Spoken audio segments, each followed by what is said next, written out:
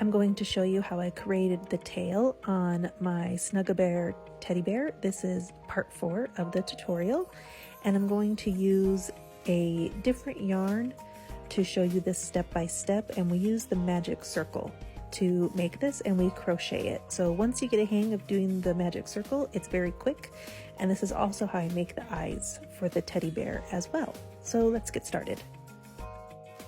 To make the magic circle, I'm right-handed, so with my left hand palm facing up, I put the end of the working yarn towards me. Then with my thumb and pointer finger, I hold that end and I wrap it around my pointer finger and middle finger, and then cross it over and hold it with my ring finger. And then I take my crochet hook and I go under the yarn that's towards my nail of my middle finger, and then I hook the back yarn and pull it off my finger, and now you have your circle. Now I hold with my left hand, here's my circle, I hold with my left hand with my thumb and middle finger that knot where it's all come together, and now we start our single crochet. So I go under the circle yarn, yarn over, pull through, so I have 2 loops on the hook, yarn over, pull through 2.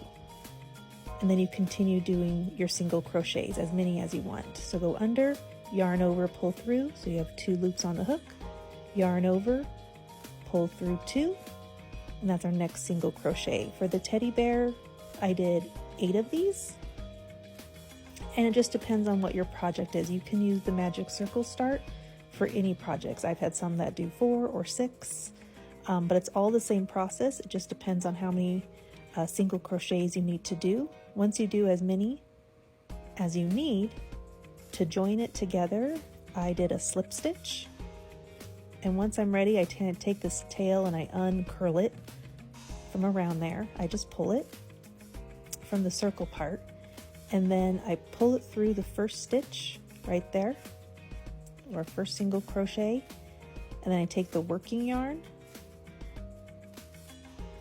and then I pull it through to do a slip stitch, and then we're going to pull out this loop a little bit so it doesn't come undone, and then you're going to take the end of your yarn and we pull it to cinch it closed.